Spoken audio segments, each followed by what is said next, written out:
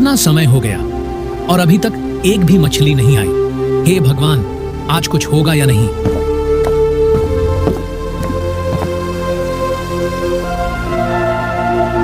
बाबा, आज कितनी मछलियां पकड़ी? माँ कह रही थी कि आज जल्दी घर आना, क्योंकि आज घर में चावल नहीं बचा। बेटा, लगता है आज समुद्र ने हमसे रूठने की ठान ली है। अभी तक एक भी मछली नहीं आई जाल में। लेकिन बाबा, कल तो आपने कहा था कि मेहनत करने वालों को भगवान कभी खाली हाथ नहीं लौटाता। हाँ बेटा, कहा तो था, लेकिन शायद भगवान हमें आजमाना चाहता है। धीरे धीरे शाम हो जाती है।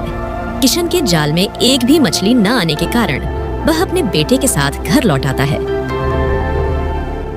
किशन को खाली हाथ देखकर उसकी पत्नी उससे पूछती है, क्या हुआ, आज खाली हाथ आए हो? तभी किशन गौरी से कहता है, क्या करूं गौरी, आज सुबह से शाम हो गई, लेकिन एक भी मछली जाल में नहीं आई। पता नहीं भगवान हमारी कौन सी परीक्षा ले रहा है। मुझे लगता है भगवान हमें आजमाना नहीं, बल्कि भूखा मारना चाहता है। 3 दिन से पेट भरकर खाना नहीं खाया हमने, और अब गोपाल को भी हमारे साथ भूखा सोना पड़ेगा। किशन कुछ नहीं कहता। वह धीरे से अपने टूटे हुए जाल को देखता है। शायद यही उसकी सबसे बड़ी समस्या है, पुराना और फटा हुआ जाल। लेकिन नया जाल खरीदने के लिए उसके पास पैसे नहीं थे। सुनो, मैं सुबह जल्दी निकलूंगा, शायद कल किस्मत अच्छी हो। सिर्फ किस्मत से पेट नहीं भरता किशन, कुछ और करना पड़ेगा। सुबह होती है। किशन अपनी नाव लेकर समुद्र में जाता है और जाल नदी में डाल देता है। वह कई घंटों तक मेहनत करता है, पर जाल खाली ही निकलता है। तभी उसे दूर एक बूढ़ा आदमी दिखता है जो पानी में कुछ खोज रहा था। किशन उसके पास जाता है। बाबा, आप क्या ढूंढ रहे हैं?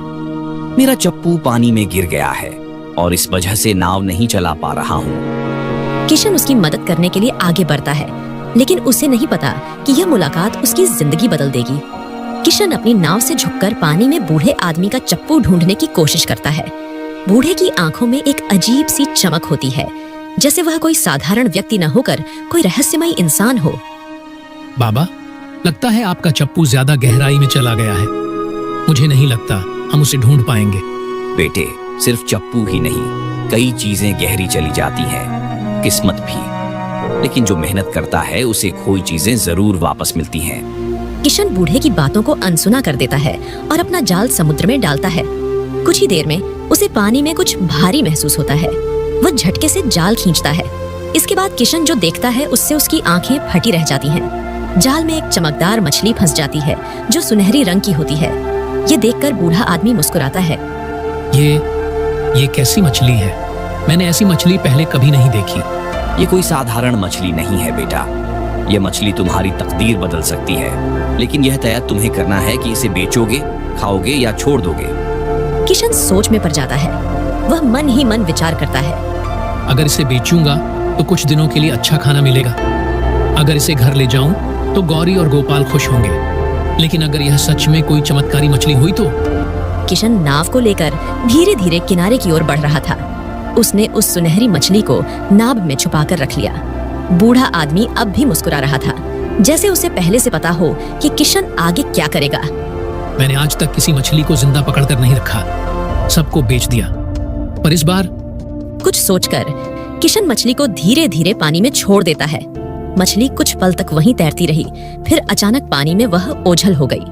किशन को ऐसा करता देख बूढ़ा आदमी उससे कहता है, तुम्हारा दिल साफ है किशन, तुमने लालच को हराया है। बाबा, आखिर आप कौन हैं? और यह मछली? मैं कोई साधारण बूढ़ा नहीं हूँ बेटा। यह मछली वर्षों से इंसानों की परीक्षा लेती आ रही है। जिसे लालच में अंधा पाती है, वह मछुआरा अपने ही दुर्भाग्य से घिर जाता है। लेकिन जो इसे छोड़ देता है, उसका जीवन बदल जाता है। क्या? तो क्या अब मेरी गरीबी मिट जाएगी? इसके बाद बूढ़ा आदमी मुस्कुराया और धीरे धीरे उसकी आकृति धुंधली होने लगी। आखिर बूढ़ा आदमी वहां से गायब हो गया।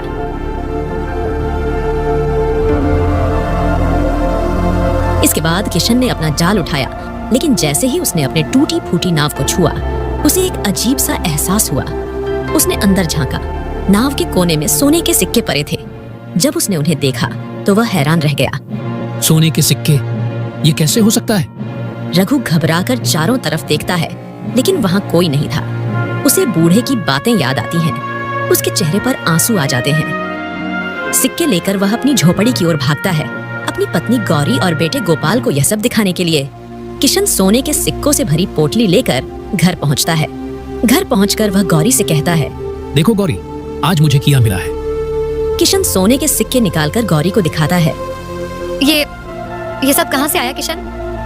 बाबा, क्या अब हम अमीर हो गए? अब हमारे पास भरपूर खाना होगा ना? किशन ने बहुत सहजता से जवाब दिया। हाँ, अब हमारे दिन बदल सकते हैं। लेकिन गौरी, ये सब अचानक कैसे हो गया, मैं यही सोच रहा हूँ। किशन, हमें इन सिक्कों को संभाल कर रखना होगा, कहीं कोई इन्हें चुरा ना ले। अगली सुबह किशन अपने बेटे गोपाल के लिए नए कपड़े और गौरी के लिए एक साड़ी लेने निकला। लेकिन जैसे ही वह बाजार पहुंचा, लोगों की नजरें उस पर पड़ने लगीं। अरे किशन, आज इतने पैसे कहाँ से आ गए तेरे पास? जो तो आज खरीदारी करने निकला है, लगता है किसी राजा की खजाने की चाबी हाथ लग गई। किशन लोगों की बातें सुनकर अंदर से असहज महसूस कर रहा था। कुछ ही समय पहले तक ये लोग उसकी गरीबी पर हंसते थे और अब पैसे देकर दोस्त बन रहे थे। किशन ने सामान खरीदा और घर की ओर बढ़ा। लेकिन रास्ते में उसे गांव के सरपंच ठाकुर रामलाल ने रोक लिया। ठाकुर अमीर और चालाक आदमी था, जिसे गांव में किसी और की अमीरी पसंद नहीं थी। और कृष्णा, मैंने सुना है तेरे हाथ कोई खजाना लगा है। कहाँ से आया इतना पैसा? सच सच बता, कोई चोरी चकारी तो नहीं की? किशन को गुस्सा आ गया, लेकिन उसने शांत रहने की कोशिश की। ठाकुर साहब, मेहनत का फल मिला है, भगवान की कृपा से। अरे वाह, भगवान की कृपा भी सिर्फ तुझ पर हुई। बेटा, सच्चाई तो कुछ और है और मैं पता लगा कर रहूंगा। किशन बिना कुछ बोले आगे बढ़ गया, लेकिन उसे महसूस हो गया कि अमीरी के साथ नई परेशानियां भी आने वाली हैं। रात का समय, झोपड़ी में किशन, गौरी और गोपाल बैठे थे, लेकिन गौरी चिंतित थी। किशन, ये ठाकुर रामलाल ठीक आदमी नहीं है। उसे दूसरों की खुशी से जलन होती है। हाँ, मुझे भी चिंता हो रही है, लेकिन अब जो भी होगा देखा जाएगा। किशन को अंदाजा नहीं था कि अगली सुबह उसकी परीक्षा और कठिन होने वाली है। सुबह का सूरज उगते ही किशन अपनी झोपड़ी से बाहर निकला, लेकिन बाहर का नजारा देखकर वह चौंक गया। कुछ गांव वाले उसकी झोपड़ी के बाहर खड़े थे। उनके चेहरे पर सवाल और शक झलक रहा था। अरे किशन, सुना है कि तू अब अमीर हो गया। कहाँ से आया इतना पैसा? कल तक जो आदमी मछली बेचकर 2 वक्त की रोटी जुटाता था, वो अब सोने के सिक्कों से खेल रहा है। जरूर कुछ गड़बड़ है। किशन असमंजस में पड़ गया। उसने खुद भी कभी नहीं सोचा था कि अचानक मिली अमीरी उसके लिए परेशानी बन जाएगी। तभी ठाकुर रामलाल गुस्से से बोला, किशन, सच सच बता, तूने चोरी की है या किसी तांत्रिक विद्या से यह धन पाया है? गांव में कोई बिना मेहनत के अमीर नहीं होता। ठाकुर साहब, मैंने कोई चोरी नहीं की। ये भगवान की कृपा है और मेरी ईमानदारी का फल। इसके बाद गांव के लोग सहमत दिखते हैं और किशन पास ज्यादा धन होने के कारण उसका सम्मान करने लगते हैं। लेकिन ठाकुर को यह बात जरा भी पसंद नहीं आती है। धीरे धीरे लोग वहां से जाने लगे और ठाकुर रामलाल भी बिना कुछ कहे गुस्से में चला गया। गांवों में किशन की ईमानदारी और अमीरी के चर्चे होने लगे, लेकिन ये सब सुनकर ठाकुर रामलाल उसकी ईमानदारी से जलने लगा था। वह यह बर्दाश्त नहीं कर सकता था कि एक गरीब मछुआरे को इतना सम्मान मिले। एक दिन गांव की चौपाल में ठाकुर अपने आदमियों के साथ बैठा था। उसके चेहरे पर गहरी चिंता और गुस्सा था। ये किशन समझता क्या है खुद को? पहले गरीब था, तब भी ठीक था, लेकिन अब गांव में उसका सम्मान बढ़ता जा रहा है। अगर ऐसे ही चलता रहा तो एक दिन ये गांव का मुखिया बन जाएगा। ठाकुर जी, तो फिर इसे सबक सिखाइए ना। हाँ मालिक, बस एक हुक्म दीजिए, इसका नाम और निशान मिटा देंगे। ठाकुर थोड़ा सोचता है और फिर एक चालाक मुस्कान के साथ बोलता है, नहीं, मारना हल नहीं है। अगर इसे मार दिया तो गांव में बवाल मच जाएगा। हमें ऐसा करना होगा कि यह खुद गांव छोड़ने पर मजबूर हो जाए। ठाकुर धीरे धीरे अपनी साजिश समझाने लगता है। अगली सुबह गांव के मंदिर में हंगामा मच गया। मंदिर का दान पात्र टूटा हुआ था और सारे पैसे गायब थे। ठाकुर और उसके लोग सबसे पहले वहां पहुंच गए। चोरी हो गई, गांव वालों देखो, मंदिर लूट लिया गया है। गांव के लोग इकट्ठा हो गए। सबके चेहरे पर चिंता थी। तभी ठाकुर की चाल के मुताबिक उसके आदमी ने भीड़ में से किसी को इशारा किया। मैंने सुना है कल रात रघु मंदिर के पास घूम रहा था। हाँ, और कुछ दिनों पहले ही उसके पास बहुत सारा पैसा आया था। कहीं उसी ने तो ये पैसे नहीं चुराए? गांव वालों के दिमाग में शक पैदा होने लगा। ठाकुर ने आग में घी डालने का काम किया। अरे हाँ, और जब मैंने पूछा था कि पैसा कहाँ से आया तो उसने कोई ठीक से जवाब नहीं दिया था। अब गांव वाले धीरे धीरे रघु की झोपड़ी की ओर बढ़ने लगे। किशन अपनी झोपड़ी में बैठा जाल बुन रहा था। अचानक बाहर से शोर सुनाई दिया। उसने देखा कि गांव के लोग गुस्से में उसकी ओर आ रहे थे। गौरी और गोपाल भी डर गए। ये सब लोग यहाँ क्यों आ रहे हैं? गांव वालों ने आते ही उसकी झोपड़ी को घेर लिया। ठाकुर सबसे आगे था। ओए किशन, सच सच बता, मंदिर का पैसा तूने चुराया है ना? क्या? ठाकुर साहब, आप क्या कह रहे हैं? मैं ऐसा कैसे कर सकता हूँ? तो फिर मंदिर के पास तू क्या कर रहा था रात को? और कुछ दिन पहले तेरे पास अचानक दौलत आई थी, वो कहाँ गई? किशन अब समझ चुका था कि यह ठाकुर की साजिश है। वह संयम से बोला, भाइयों, मैं ईमानदार आदमी हूँ। मैंने कभी चोरी नहीं की। आप सब मुझे जानते हैं। लेकिन भीड़ में शक और गुस्सा बढ़ता जा रहा था। तभी ठाकुर ने मौके का फायदा उठाया और चिल्लाया, अगर तूने चोरी नहीं की तो सबूत ला, नहीं तो गांव छोड़कर चला जा। किशन का मन भर आया। उसकी आंखें भीग गईं। उसने सोचा कि यही वे लोग हैं जिनके साथ वह बड़ा हुआ, जिनके लिए उसने हमेशा अच्छा चाहा, और आज वही लोग उसे अपराधी समझ रहे थे। किशन, अब हम क्या करेंगे? गौरी, जब अपने ही पराये हो जाए तो वहाँ रहने का कोई मतलब नहीं। हम यह गांव छोड़ देंगे। गांव वालों ने सुना और आपस में बातें करने लगे। देखो, ये खुद ही गांव छोड़ने को तैयार है। जरूर इसी ने चोरी की होगी। इतना कहकर वह आदमी किशन की झोंपड़ी में से सारे सोने के सिक्के निकालकर ले आता है। किशन ने एक बार फिर गांव की ओर देखा, जहां उसने अपना पूरा जीवन बिताया था। इसके बाद किशन, गौरी और गोपाल पैदल ही गांव से बाहर निकल पड़े। उनके पास कुछ नहीं बचा था, बस उनकी ईमानदारी और आत्मसम्मान। गांव के कुछ लोग पीछे खड़े उन्हें जाते हुए देख रहे थे। कुछ की आंखों में पछतावा था तो कुछ अब भी गलतफहमी में थे। लेकिन सबसे संतुष्ट चेहरा ठाकुर रामलाल का था, क्योंकि उसकी साजिश कामयाब हो गई थी। दोपहर का समय, तीनों एक घने जंगल से गुजर रहे थे। गौरी और गोपाल थक चुके थे, लेकिन किशन का हौसला कायम था। बाबा, हमें अब कहाँ जाना है? बेटा, जहाँ हमारी मेहनत हमें रोटी देगी वहीं हमारा नया घर होगा। लेकिन किशन, हमारे पास कुछ भी नहीं है। हम कहाँ रहेंगे? क्या खाएंगे? देखो, भगवान जब एक रास्ता बंद करता है तो दूसरा खोल देता है। चलते चलते वे एक नदी के पास पहुंच जाते हैं। नदी को देखकर किशन कहता है, सुनो गौरी, यह नदी हमारे लिए रोजी रोटी का जरिया बन सकती है। इसके बाद किशन ने वहीं नदी के किनारे एक छोटी सी झोपड़ी बनाने का फैसला किया। वह जंगल से लकड़ियां काट कर लाया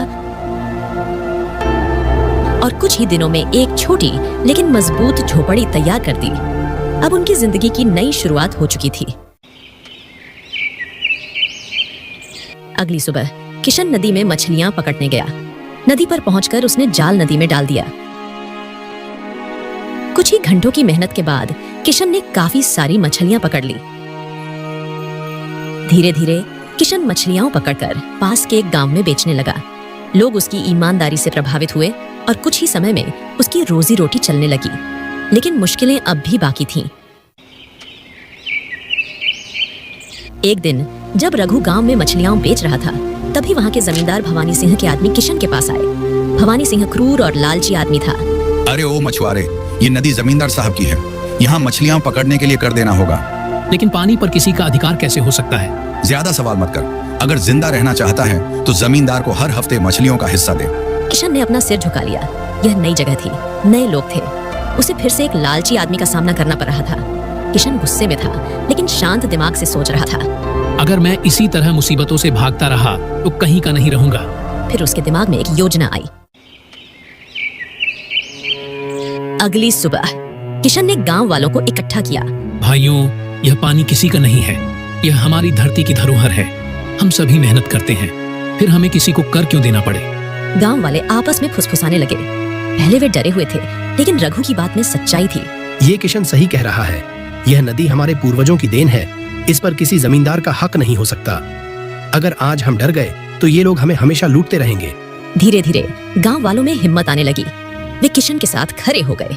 जब भवानी सिंह को यह खबर मिली तो वह आग बबूला हो गया। वह अपने आदमियों के साथ गांव में आ धमका, कौन है ये किशन जो मेरे हुक्म के खिलाफ लोगों को भड़का रहा है? मैं हूँ किशन, और मैं कोई बगावत नहीं कर रहा, बस अपना हक मांग रहा हूँ। हक गरीबों का कोई हक नहीं होता। तुम लोग मेरे कहे बिना कुछ नहीं कर सकते। लेकिन इस बार गांव वाले डरने के बजाय एक साथ खड़े हो गए। नहीं, अब और नहीं। हम सभी मेहनत करके जीते हैं, हमें तुमसे डरने की जरूरत नहीं। गांव वालों का यह हौसला देखकर भवानी सिंह को एहसास हुआ कि वह अकेला पड़ गया है। वह कुछ देर गुस्से में इधर उधर देखता रहा, फिर हार मानकर चला गया। भवानी सिंह के जाने के बाद गांव में उत्सव जैसा माहौल हो गया। पहली बार लोगों ने अपनी हिम्मत और एकता की ताकत को महसूस किया था। किशन, आज तुमने फिर साबित कर दिया कि सच्चाई की हमेशा जीत होती है। रघु ने अपने बेटे को गोद में उठा लिया। उसके चेहरे पर संतोष था। यह लड़ाई सिर्फ उसके लिए नहीं थी, बल्कि हर उस इंसान के लिए थी जो मेहनत करता है और अपना हक चाहता है।